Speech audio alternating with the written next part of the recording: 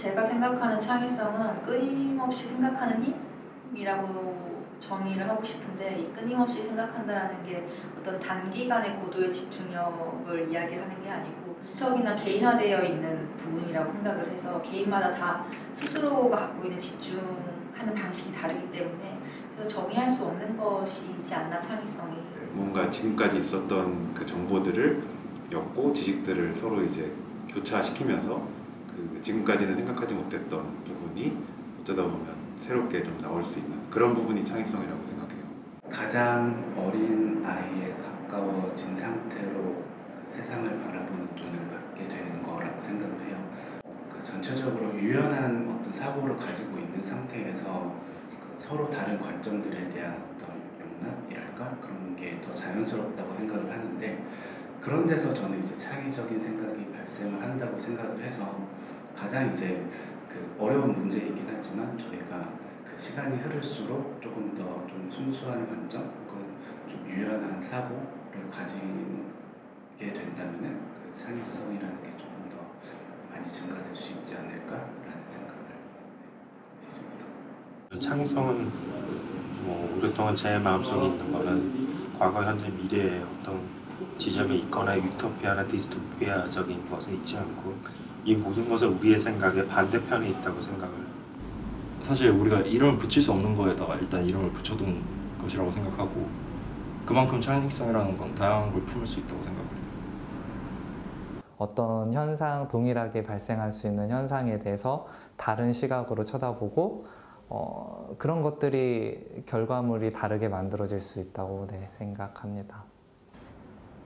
특별한 게 아니라 그냥 어느 날 우연히 마주치는 것 같아요. 그러니까 어느 날 똑같은 거리를 가더라도 똑같은 걸 보고 먹더라도 그 순간 어느 날 다르게 느껴지는 순간이 있거든요. 그때 이제 터져나오는 생각들이 창의성이라고 생각합니다. 제게 창의성은 약간 데드라인 직전에 굉장히 제약된 상황에서 엄청 미친 듯이 급박한 상황에서 나오는 엄청난 힘 같은 건데요. 뭐 이걸 굳이 왜 하지? 혹은 뭐 이건 당연히 구현이 안 되겠지 하는 것들을 마감 직전에 되게 빠르게 쳐내가면서 이거 괜찮은데 하는 결과물들을 얻을 때가 종종 있었는데요. 그런 경우들에서 창의성들이 나오는 것 같다는 생각을 많이 했어요. 너무 이렇게 먼저 미래에 뭐 걱정이나 염려보다 뭔가 해결하는 방식보다는 어떤 미래가 가능할지 창의적인 어떤 장치를 통해서 여러 미래를 그려볼 수 있으면 좋을 것 같은데요.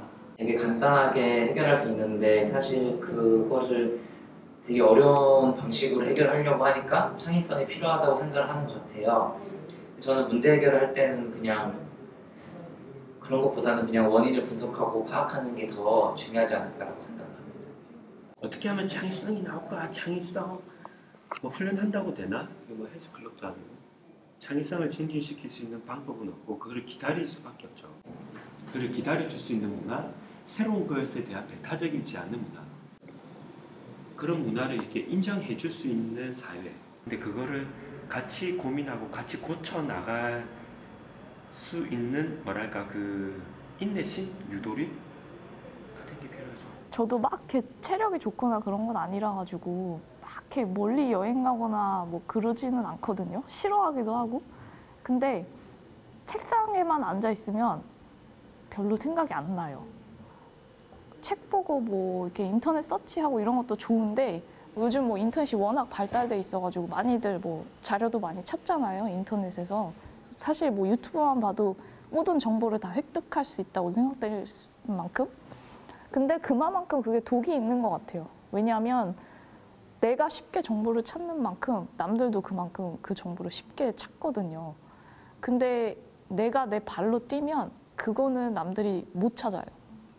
그러니까 제 생각에는 좀 이 남들이 쉽게 접할 수 없는 정보를 전략적으로 캐치하는 게 자기 자신만의 창의력을 발전시킬 수 있는 그런 방법이라고 생각이 들어요. 창의성이라는 것은 제 생각에는 누구나 가질 수 있는 거고요.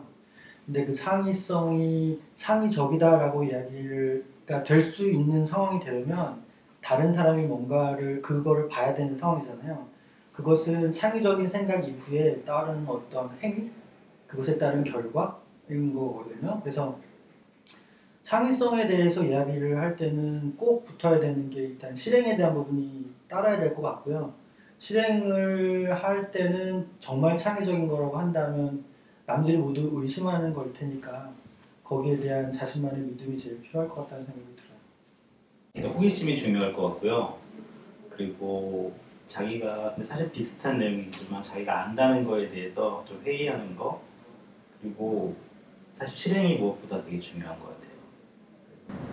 결국에는 우리가 창의력을 원하는 이유는 그런 새로운 창의력을 통해서 어떤 새로운 문제를 해결하려고 하는 거잖아요. 막연하게 새롭기만 해서는 아무런 의미가 없는 거니까, 그렇다면 그런 새로운 논리를 발견하기 위해서 결국엔 창의력이라는 게 필요한 거죠. 창의성이라는 게 결국 이때까지 없던 거를 뭔가 자신만의 방법이나 자신만의 접근으로 이루어내는 거기 때문에 기존의 거를 사실 잘 습득하는 게 가장 첫걸음이라고 생각이 됩니다. 제일 중요하다고 생각이 되고요. 일단 창의적인 어떤 생각이나 아이디어는 우선 일단 세상에 널리 퍼져 있지 않다는 얘기고, 그렇다는 얘기는 되게 저항이 많을 수밖에 없는 것 같아요. 어떤 한 개인의 입장에서라면 뭔가를 믿고 그거를 실제로 구현해 나가면서 버티는 것, 그게 굉장히 중요하다고 생각하고, 초기에 어떤 그런 거를 보호해주는 장치가 있는 게 더 좋은 것 같아요. 그러니까 그거를 할 수 있게 깎여나가지 않게 보호해주고, 그리고 버틸 수 있게 지원해주고, 그런 측면에서 사실 제로원이 그런 역할을 해주면 더할 나위 없겠죠. 저는 남아도는 공간과 쓸모없는 시간과 그리고 갚지 않아도 되는 돈이 있으면 충분히 창의적인 힘을 발휘할 수 있다고 생각을 합니다. 조금 다른 생각을 해보기 위해 그 Y라는 질문을 연속적으로 던지는 것이 굉장히 좋은 방법이라고, 창의성을 증진시키는 좋은 방법이라고 생각하고 있습니다. 정확하게 이 질문에 대한 답이 될지는 잘 모르겠어요. 잘 모르겠는데, 창의성이라는 게 사실 요즘 얘기 너무 많이 나오잖아요. 근데 그거 이전에 이 시대의 창의성이 뭔가라는 생각을 해야 된다는 생각이 들어요. 전반적인 다 분야에 따라서 디지털 테크놀로지라고 저는 생각하거든요. 그래서 디지털 테크놀로지의 베이스로 무언가를 생각하고 내가 어떻게 이해하고 나의 언어로 나의 생각을 이 디지털적으로 그런 테크놀로지를 활용해서 얘기할 수 있을까? 그 얘의 어떤 구조를 내가 얼마나 이해하고 있을까에 따라서 그 얘기하는 범위나 상상할 수 있는 범위들이 달라진다고 저는 생각이 들어요.